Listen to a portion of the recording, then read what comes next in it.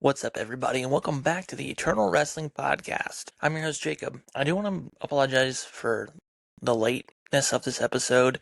I didn't mean to have it up last night, but family comes first, and I had to deal with some things there. So anyways, this is our go-home show before Event Horizon this Saturday, August 1st, the final stop, if you will. So starting off our show, we're going to have a one-on-one contest. Brody King is taking on Bam Bigelow. Big, brutal heavyweight collision here. Out comes Bam Bigelow first, then comes Brody King. Cold, menacing, 1/3 of the House of Darkness faction. The bell sounds. Bam, he tries to overwhelm Brody King early on here, using his speed, his power, devastating strikes. Gets a big clothesline in, and nearly puts Brody away with a big headbutt. Hooks the leg. 1, 2. Brody kicks out. He's not staying down. But soon, though, these two big, meaty men, they're trading back punishment, back and forth. Bam, he's trying to show his more veteran offense against Brody King.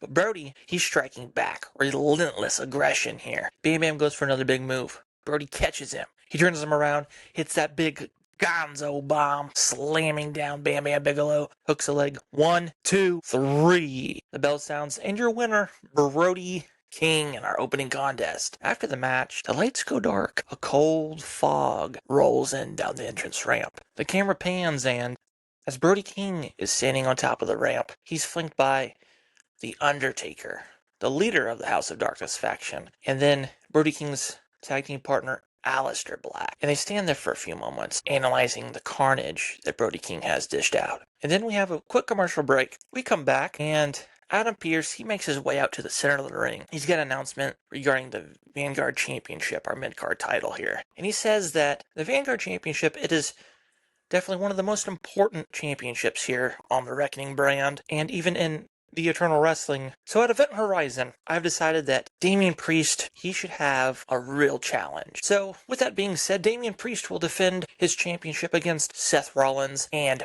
Penta. The crowd erupts. They're excited. They're cheering. But then Damian Priest comes out. He's got the Silver Vanguard Championship around his waist, and he looks heated here. And he says that, I've already beaten Seth, and that's how I got this title. Why does he need another rematch? And Penta, he's just getting handed this opportunity at the pay-per-view this Saturday. Then out comes Seth freaking Rollins. And he says that he knows he can beat Damian, which is why Damian probably just wants Penta involved here. But then out comes Penta. He doesn't say too much. He just points at Seth Rollins.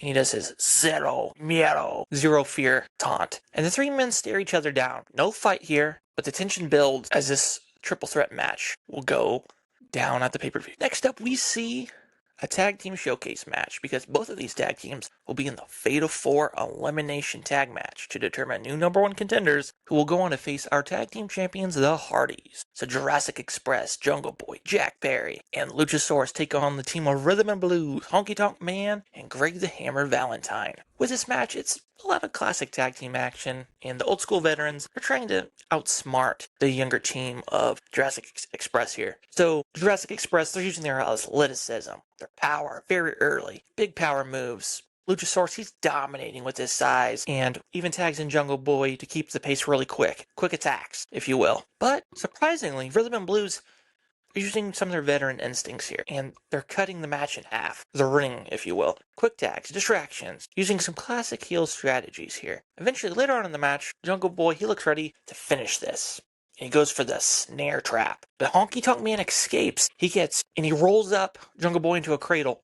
1, 2, 3! Rhythm and Blues still out a win here going into the pay-per-view. After the match, they're celebrating. They're excited for the opportunity at the pay-per-view. They have not had very good luck here on the Reckoning brand, but, hopefully with their veteran instincts, they can get a little bit closer to championship gold. So as they're celebrating, out come the Motor City Machine Guns. They appear on the stage. They're watching. Then on the Titantron appear the Young Bucks, Matt and Nick Jackson. So we see all four teams here that will be involved at the Saturday's match. And it leaves the question, who will be the number one contender coming out of Saturday at Event Horizon? Next up, we got a singles match. The Sandman taking on Eddie Kingston. The arena erupts. Sandman enters here. He's walking down through the crowd. He's got a beer in one hand, Kendo's stick in the other. The crowd, they're cheering. They're patting him on the back. They're glad that he's returned to the Reckoning brand after dealing with a very chaotic Fiend Bray Wyatt. So Eddie, he's waiting in the ring, and Sandman makes his way down, and the two men, they stare each other down before the bell sounds. Sandman, he just pours back that can. He's taking a big mouthful of alcohol, just kind of swashing it around, and then he just spits it right into the face of Eddie Kingston. And Eddie immediately explodes. The bell rings. Straight up fight here. Obviously, no weapons, just a clean singles match. Kingston, he's chopping and he's striking punches lefts and right, beating down Sandman into the corner. But eventually Sandman, he's firing back with heavy punches of his own. And then Eddie, he goes for that spinning back fist. Sandman ducks. Eddie turns around, quick white Russian leg sweep. 1, 2, 3, and Sandman puts down the Mad King Eddie Kingston. Afterwards, Eddie sits up. He's angry at this outcome. Not too thrilled about getting spit in the face either. So we will see if more comes out of this than just a singles match. Next up, Swerve Strickland with his hired muscle, Umaga. They come out to the ring. Some people are cheering. Some people are booing. And footage plays of them attacking Triple H. Swerve says that Triple H, he represents the past, and Vader represents destruction. But me, I'm the future. And he says that later tonight, Triple H and Vader, they're going to learn that experience and power don't matter, because they're not going to be able to keep up. Umaga, he beats on his chest and he roars that wild Samoan roar. And then they leave, trying to get a little mental advantage over the competition before the match later on. Next up, we see Rob Van Dam taking on Johnny Gargano. Now this is a work rate match. Pure wrestling showcase, no shortcuts, no cheating here. Just two athletes proving who's the better man. RVD, he brings the crowd to their feet. He uses a rolling thunder, springboard attacks, trying to keep Gargano down. He even hits a split-legged moonsault. Goes for a cover. 1, 2, Gargano kicks out. Eventually, Gargano, he's fighting back. Precision strikes.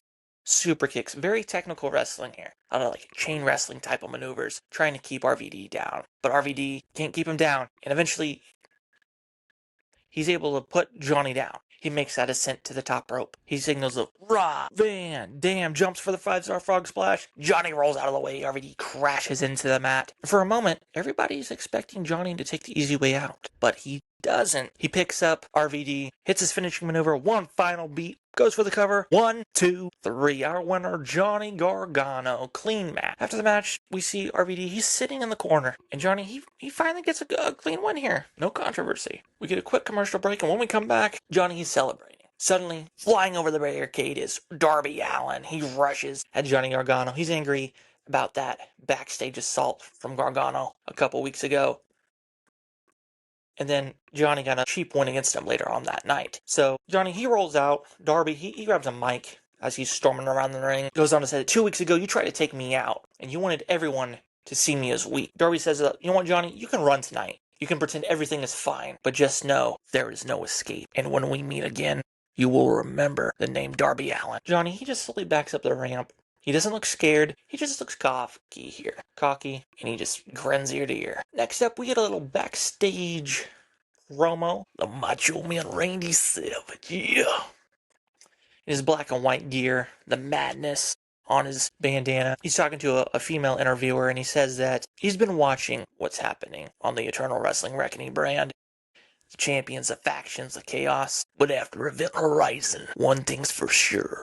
The World Championship is coming home to the Macho Man. I don't care if it's Finn Bálor or anybody else. When the smoke clears, the queen rises to it. And he walks away. Macho Man Randy Savage making his intentions very, very clear here tonight. And next up is our big triple threat match of the evening. Swerve Strickland, Triple H. This is long hair like 2008 Triple H. And Big Van Vader. This is a main event level match. 3 different styles. So when the bell sounds, Vader, he dominates early. And Triple H and Vader, they get a brutal exchange while Swerve is kind of waiting for his opportunity to strike. But eventually, Vader, he takes out Swerve and sends him flying to the outside. And during this, Triple H, he gains control. And he goes to hit Vader with a pedigree. This is later on in the match. And the crowd, they're ready. He hits a pedigree on Vader. He goes for the cover. 1, 2, a big house call kick to the side of the head of Triple H. Triple H looks discombobulated. He rolls off the apron. And Swerve hooks a leg on Vader. 1, 2, 3. Swerve didn't power Triple H or Vader here. He only outsmarted them. And as Swerve is heading up the ramp, looking very pleased with himself, he makes eye contact with Triple H. Triple H is shaking his head. He is ticked off, and he grabs that sledgehammer and he rests it on his shoulder from underneath the ring apron. Things are very much far from over between Swerve Strickland and Triple H. In our next segment, out comes our world champion, Finn Bálor, the Prince. He makes his way to the ring, and he is not happy that the outsiders, Scott Hall, Kevin Nash, were the masked men who attacked him weeks ago. He calls them out, and once the outsiders are on the entrance ramp, Scott Hall says, Finn, there are no hard feelings, and Kevin Nash says this is only business here. They remind Finn that they helped him become world champion, and now you need to pay what's due, that they want a shot at the world championship. And Finn says, if you want the title, you can both get an opportunity at the pay-per-view. Event Horizon, this Saturday, triple threat match. And I know the odds are stacked, but I will do whatever it takes to win and prove to not only you but everyone else that I am a world champion who could stand on his own 2 feet. All 3 men stare at each other, and Finn holds that world title high in the air. Next up is our main event of the evening. Diamond Dallas Page and Jon Moxley tagging to take on Randy Orton and Kane. This is personal here. Moxley and Kane start off the match. They're immediately destroying each other, fighting like crazy. And DDP and Orton, once they are tagged in, they're fighting with the same intensity, knowing that they will meet one-on-one at Event Horizon. Eventually, the match, it breaks down. Moxley and Orton, they spill the outside brawl. And inside the ring, DDP, he's fighting Kane. And this one, they have met before, and Kane defeated DDP. So during this match, DDP, he tries for the diamond cutter, but Kane, he blocks it. Kane grabs him by the throat. He picks him up, big choke slam into the middle of the ring. The canvas bounces up and down as long as the ropes as well. 1, 2, 3. Here is your winners, Randy Orton and Kane. After the match, Orton stands over DDP, waiting for his opponent at the pay-per-view to rise. RKO. Moxley, he rushes back in. He's trying to go after Kane, and Kane destroys Moxley with a big running clothesline, just laying out Moxley. And then Kane slowly raises his arms. The arena goes silent, and then he throws them down. The fire shoots up out of the ring's posts and the entrance stage as well. Big booming from the pyro, and Randy Orton and Kane stand tall over their opponents at the pay-per-view this Saturday. Commentary goes on to say that August 1st, the world will find out who will survive at Event Horizon. So, our match card for the pay-per-view this Saturday is, we got a Fatal 4-Way #1 contenders match for the tag team titles. The winner of that will go on to face the Hardys, Jurassic Express, Motor City Machine Guns, Rhythm and Blues, and the Young Bucks. We will see Finn Bálor in a triple threat match, defending his world title against Scott Hall and Kevin Nash. Another triple threat match as well. Priest will defend the Vanguard title against Penta and Seth Rollins. And then we will also see Jon Moxley will be taking on Kane, and Randy Orton will take on Diamond Dallas Page. And that is going to do it for this episode of Reckoning. Like I mentioned, be sure to watch Saturday for our free pay-per-view event. And like always, I'm your host, Jacob. And I hope you guys have a great morning, night, afternoon, whenever you check out this episode. And if you did enjoy, consider liking, commenting, subscribing. This is an ongoing series, and I try to stay faithful to every Tuesday will be a new episode, and every month we at least get 1 pay-per-view. Depending on how things fall, sometimes we might get 2 pay-per-views a month, because later on this month we will have another pay-per-view. But until we meet again,